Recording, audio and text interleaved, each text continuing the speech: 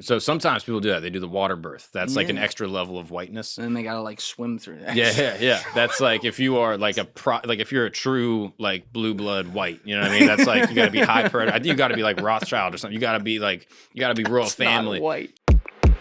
I live in Williamsburg, bro. That's what I do. That's how I got the deal in my apartment, bro. I had to let the crows out. They're like, oh, okay. He's a Hetsy. He just slept here from Florida. We'll give him an apartment. You do walk around Williamsburg though, and you see like hipster, Orthodox Jewish. Orthodox Jewish. And they're like, well, I know they're paying them. That's how this order goes. Yes, dude. Oh, it's amazing. My wife is actually a midwife for Orthodox Jews. That's her job. Is that a job? Like you get that on fucking monster.com, midwife Orthodox Jewish community? She went to DeVry, for the record. All okay, right, whatever. University of Phoenix, DeVry, same exactly. shit. Yeah, exactly. Yeah, no, it's a real job. She's a midwife, and she got like a master's, like basically like a nurse practitioner in nursing, and then was like, I want to deliver babies. And she chose Orthodox Jews only. She just like got she didn't in like everyone else. She got in with the community. Yeah, like she just like connected.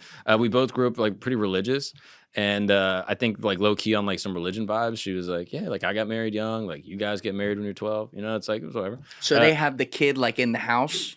Well, here's where it gets wilder. We had the kid in the house. I know you did. I saw that. It was like a log flume. Exactly, bro. That shit was crazy. That was wild. If you have a baby, you got to have them in the studio, I think. No. It's beautiful. You bring life. I don't know if that's life for me. in. I feel like I'd feel a lot better at the hospital. A lot of medical professionals, a lot of... Where all the sick people go. Yeah, right. Genius over here, right, Alessi? Can you believe this guy? It's like he grew up in Santa Cruz or something, right? Fucking goofball over here. But what would happen? Like, what is that scenario? Because you did have your kid in the house. So do you have, like, someone on call, like a medical professional, if something's going to go wrong? Like, do they come in? You have contingencies. So, like, typically you can only have a home birth if you're a low-risk pregnancy. What does that even mean? So, like, if you don't have, like, co-founders, like any other type of, like, illness that preclude you from having, like, a statistically high likelihood of a successful birth, if you have preeclampsia, high blood pressure, hypertension, if you are what they call, I didn't say this is what they call it, a geriatric pregnancy, which is when you have a child over 35. The women, not the guys. We can have babies. Right. It's crazy that they call I was thinking the child was over 35. So wait. Yeah, bro. It's like a Will Ferrell SNL skit. Whoa, it's hot in there. Yeah. No, if a woman has a baby after 35, then they call it a geriatric pregnancy, which I think they should change. I think they just call that like MILF plus or something. Like I don't know. Like that's geriatric seems rude to me. I wouldn't say that, but that's what they call in the medical establishment. So assuming you don't have any of those co-founders, 35 is old to have a kid. I mean, yeah, it is. Nowadays, it is. Nowadays, you could be 40, you could be a dude. Like it's like anything's possible. Like you can, you know what I mean? Like science has taken us a long way. So all that to say, if you don't have any of those co-founders, you can have the home birth, and then there's a contingency. Like obviously, they're monitoring like heart rate and like tonality and like obviously dilation, all the things that go on with birth. And how many people do you have in there with you? 2.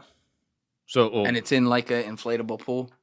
Yeah. Oh no. So sometimes people do that. They do the water birth. That's like an extra level of whiteness. And then they gotta like swim through that. Yeah. That's like if you are like if you're a true like blue blood white. You know what I mean? That's like you gotta be high predator. I think you gotta be like Rothschild or something. You gotta be royal family. Not white. You gotta be a Kennedy. I think you gotta be full blown. But yeah, there's a lot of people do water births. But yeah, we just did. You just pop it on the floor? Yeah, I mean you put pee pads down. All right, you got. What's a pee pad? You ever have like a little dog that goes pee inside? Oh, you put like a dog litter box or a cat litter box. Basically, down? you put like a litter box. You put a little bit of sand. What happens to all the blood?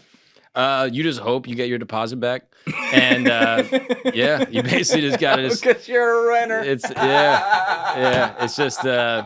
It's just a hope and a prayer, man. That's really how it goes. How long did it take? Like she starts dilating. Oh shit, my water broke. Like first of all, where are you? Take me there. God bless this woman, bro.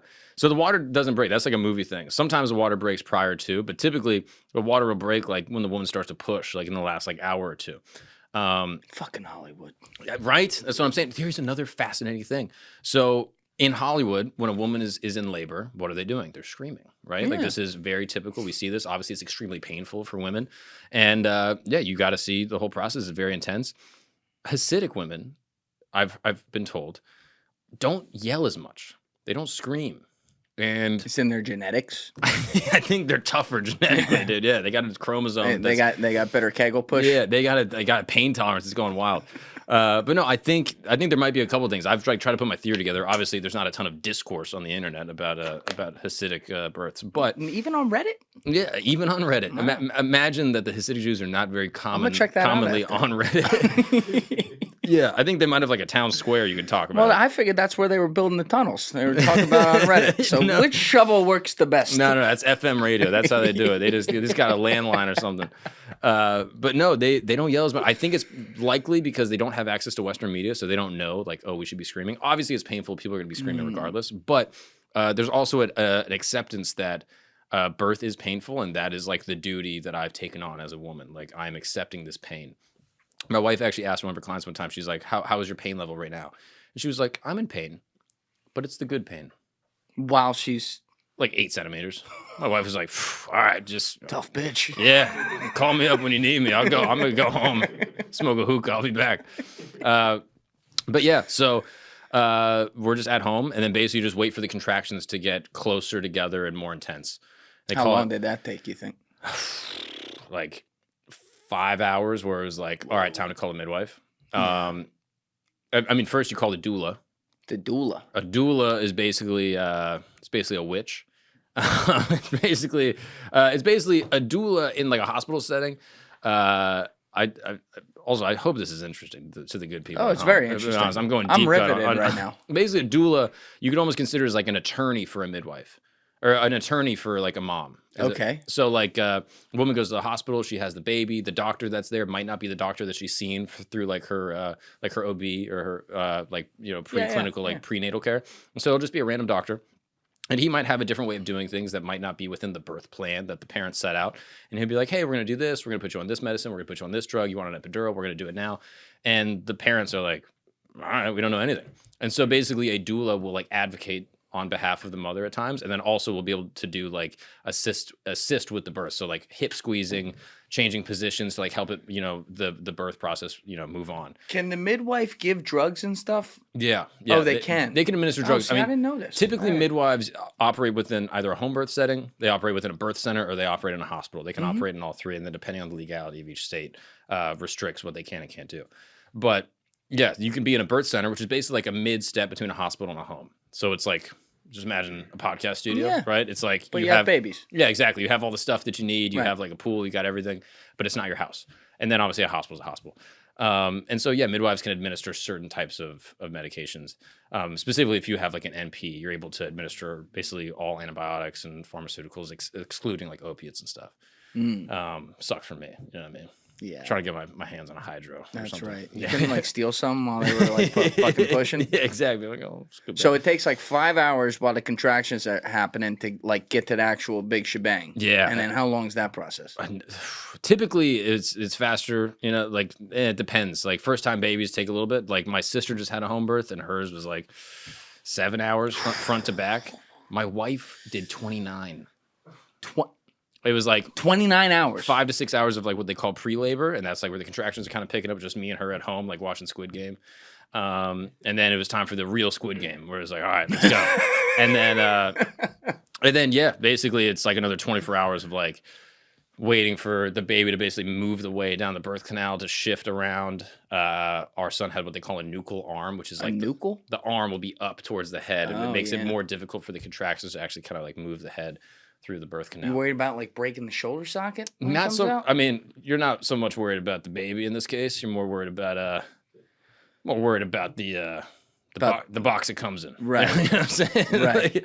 like that's what they had about me. That's why I was born with dislocated hips. They broke that shit on the way. No way. Yeah. How does that happen? I guess they were more concerned about the fucking box than me. Thanks, guys. That's crazy. That was in a hospital too. I should sue. See, there you go. If this happened at home, you probably would have just died. You know what I mean? Like wouldn't that have been better? I've always noticed that about your hips. You got nice hips, dude. Thank you. You got like a They're nice, wide. you got like a nice fucking ass or or I feel like that sounds weird. I don't know. Like you get what I'm saying. Pause.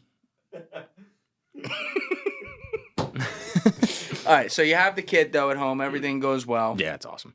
And then like It doesn't go. You saying it goes on the fucking cat litter box? Like, what's the cleanup like afterwards? Well, then, so the midwives are awesome. The midwife and the doula, they come together. They're like the best. Our team was like just so awesome. They're just hardcore. You're making them sound like magic people too. Yeah. They sound like they're mystical, bro. It's like a exactly. Harry Potter class. Yeah, and that's what I'm picturing. They clean everything up. Obviously, the baby immediately goes skin to skin, which is like great. This is like the other fascinating thing. I've gotten so into like the anthropological early childhood stuff, which I find fascinating. So fascinating. Thank you for watching the video, guys. If you haven't already subscribed, please smash that subscribe button and check out this clip's full podcast episode by clicking here or in the description below.